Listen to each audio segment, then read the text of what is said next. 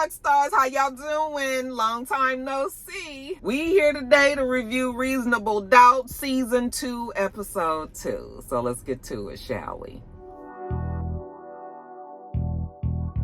I say I'm gonna take some time off, y'all. All the cashiers, they was like, somebody stole her truck. It's like you can hear it all throughout the store. This Rox coming to you today with a review for Love and Marriage Detroit, Love and Marriage Huntsville, our book 4, Real Housewives of Atlanta. Let's get to it, shall we?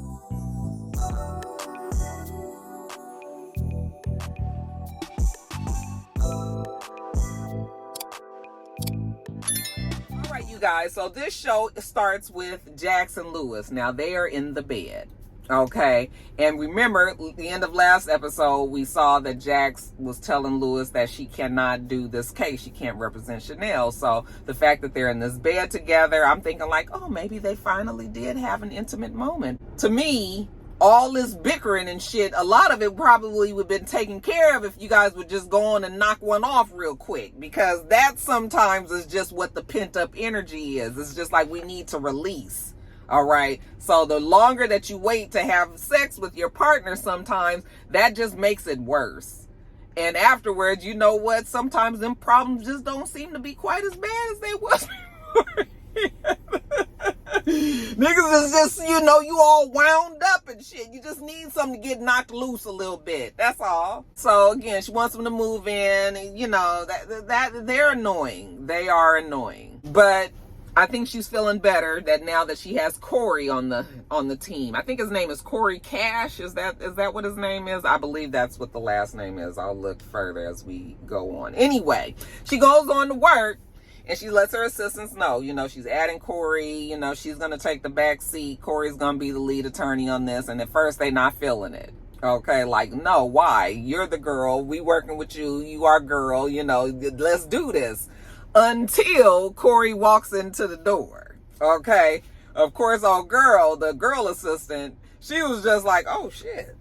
I ain't knew he looked like that. I don't know why not. Y'all ain't got social media. This man looked like the type that's gonna already be on social media, you guys. But no, he walks in and they're smitten immediately. Crystal, that's the girl's name, the assistant, the girl. So, you know, Jax has to introduce him to the team. Now, you know, this is a group of, like I said, powerful white men, but what they always admire, they admire the token. Okay, and not saying that Corey is a token, but he's the token today, you know. So they see him and he's like, oh, are you the descendant of Nehemiah Cash? Yes, that's my father. Oh, you know, then they start talking about how, you know, they used to play with him, golf and all that. So the good old boys, and they gonna every now and then let one in. Okay, so Nehemiah, Corey's dad, must have been that one. So we like Nehemiah, so maybe we'll like you too. Now, Jax, now that you have a lead attorney on the thing, then that means that you have to sit back and let him make the decisions as the lead attorney. What Jax wants ultimately is to keep her friend out of jail. Okay, her friend is in jail. She wants to get out of jail. Jax wants her friend to get out of jail. Corey feels that she needs to stay in jail because they need to play up the sympathies of the American public. I mean, this is a woman who has been beat up by this man for many years, even though you guys didn't know it. Behind closed doors, she was suffering. So now let's show the world that people are making her even suffer more. Keep her ass in jail so they can start to feel sorry for her. Like, damn, you guys, this woman then got her ass beat and she also has to be in jail. You know, that's Corey's stance. Jax's stance is, this is my friend. She's a mother. She's got kids. You know, she's the victim. She needs to be out of jail. So you can already see that they're going to start bumping heads here. Jax goes and takes Corey down there to meet Chanelle, and Chanelle is not feeling it. First of all, she's like, Jax, I ain't seen you in weeks. Now, if I was in jail and I ain't seen who was supposed to be my lawyer in weeks, I would have had a fucking problem around there. Like, what am I? Girl, I would lose my mind. Girl, I'm so not built for jail. So not built for jail. So, of course, Chanelle's salty.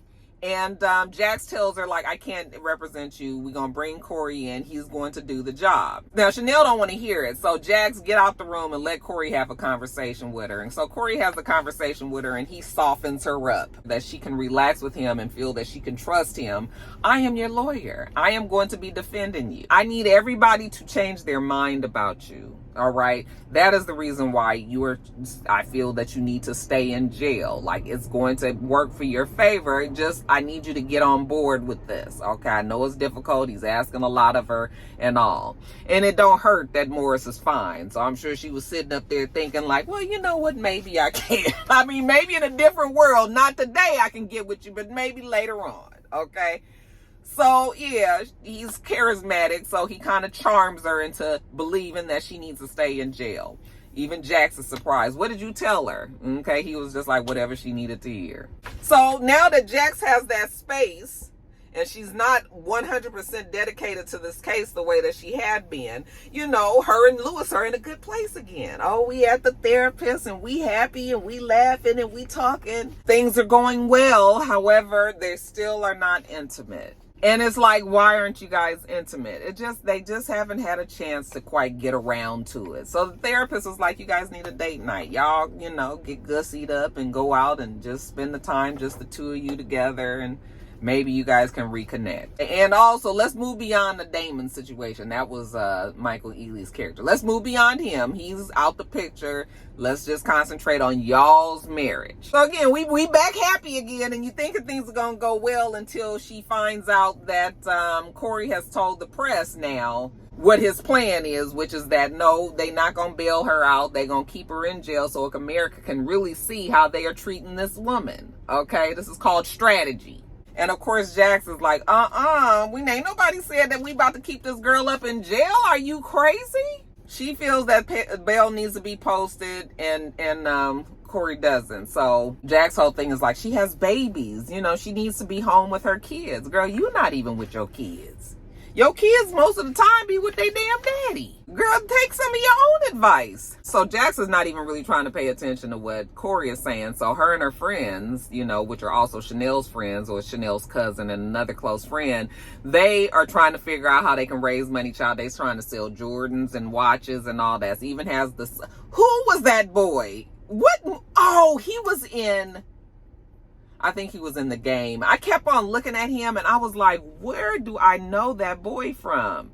But now I remember, I think that he played the football player in the Netflix. I mean, was it Netflix that The Game came on when they rebooted it?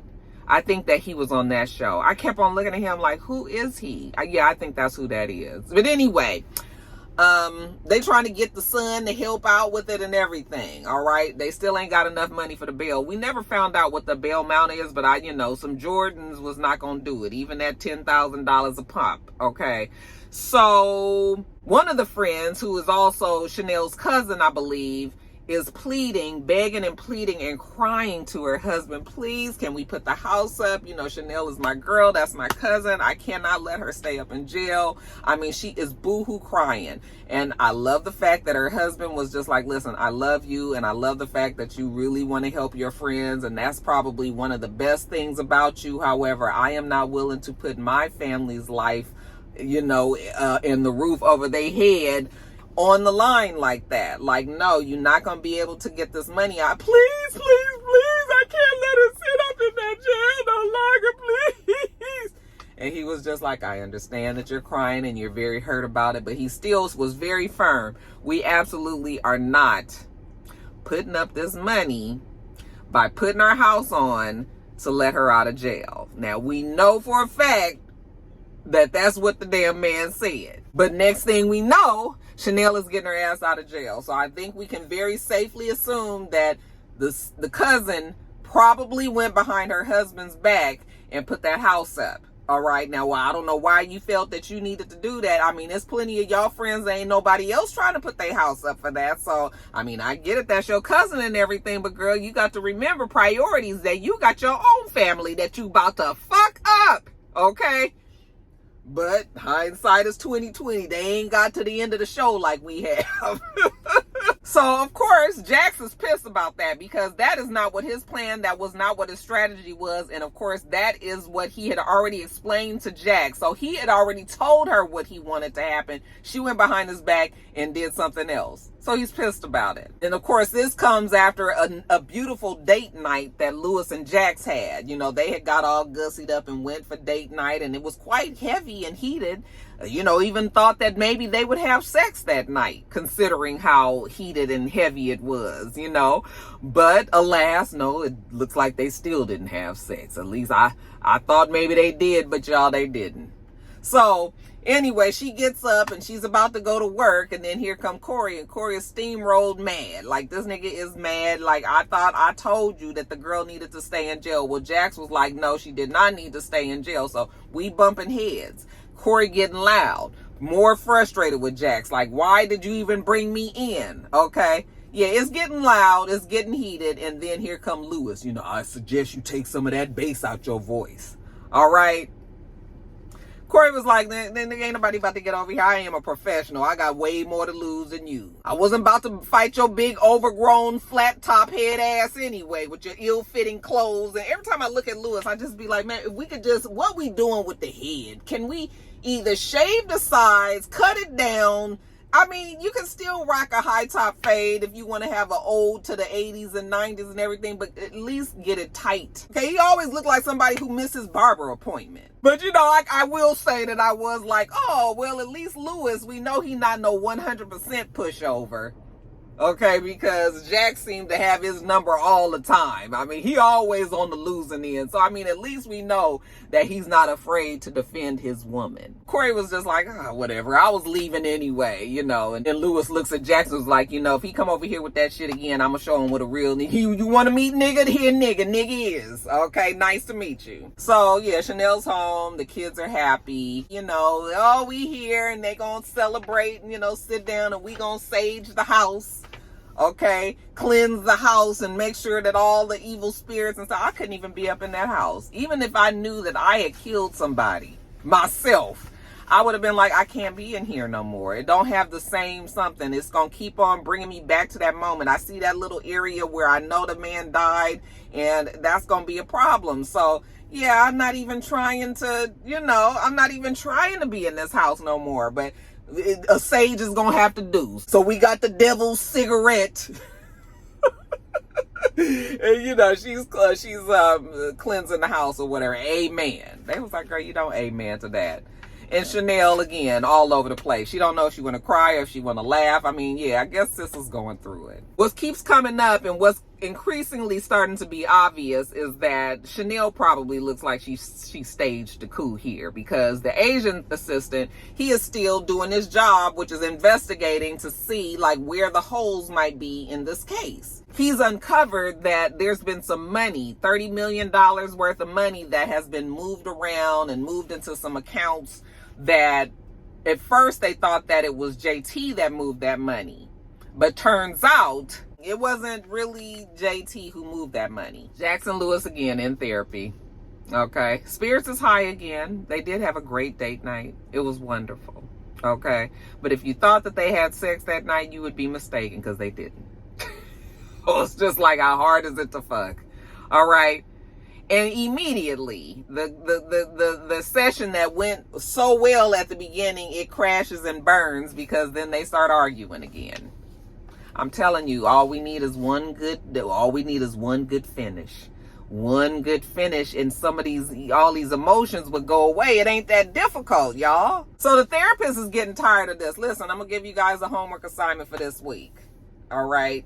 I need you guys to set a timer for 5 minutes. I need you to just sit and stare into each other's eyes. No talking or anything. Just look at each other in their eyes. Now, that would be difficult for me to do too, only because it's just awkward to just sit there and stare at somebody in their eyes. I would hope that you would be able to get through 5 minutes of just staring at somebody, even though it's just like, okay, you might want to laugh and all that, but you know, it seemed like it wouldn't be that hard, right? But it is difficult for them. Lewis looks like he's up for the job, but Jax is like trying to hold in a laugh. She keeps looking around, looking down at the phone, and it's clear, like, girl, you can't do it. You can't even sit and look at your man in his eyes. What is wrong with you, girl? Lewis wants to move forward in this relationship. He doesn't feel like he wants to do that. You know, she was like, listen.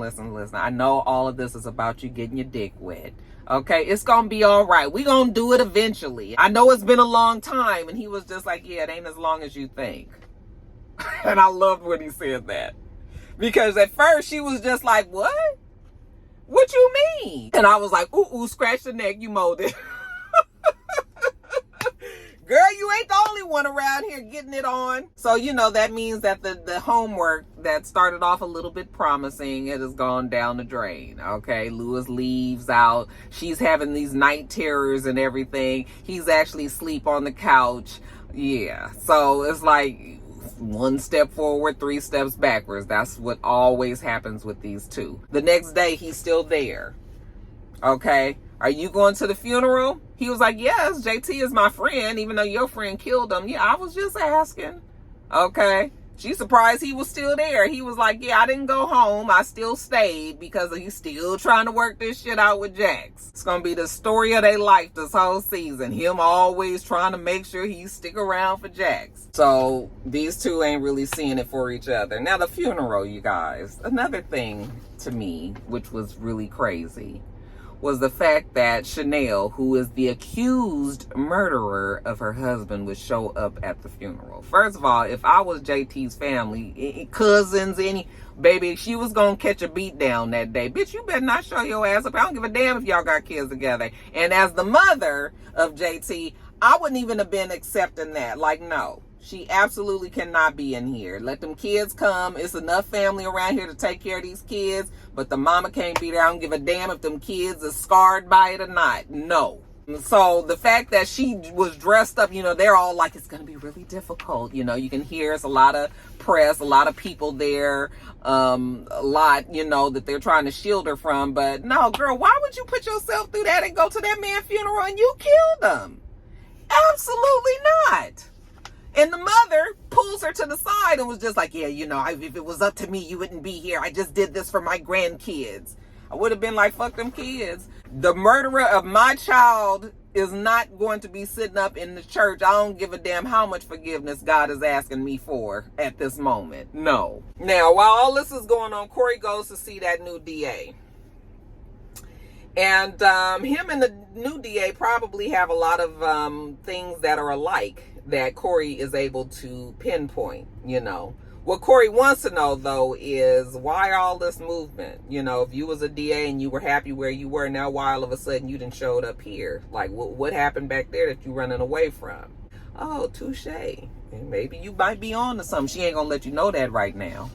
But I think that these two understand each other probably better than Jax would have understood her. Corey gonna keep his good eye on the DA. Now, Chanelle, I don't know what kind of world these people live in because she seems to be upset. She's looking at like a TMZ type blog and they're talking about the fact that she was at the funeral and all of that.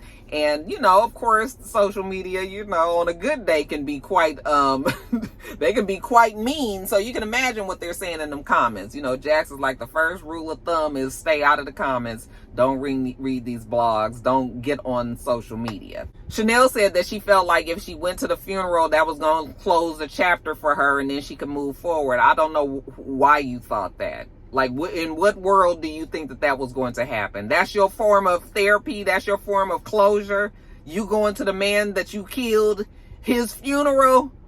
Listen, I'm not saying that this girl should feel a way about doing what she had to do to this man that was beating her ass and everything. But what I am saying is, girl, you need to be realistic about this. You need to be realistic about this. Ain't nobody fixing to just sit up here with you with this, you know, and you done killed the man and we all in sorrow and grief and then here you come.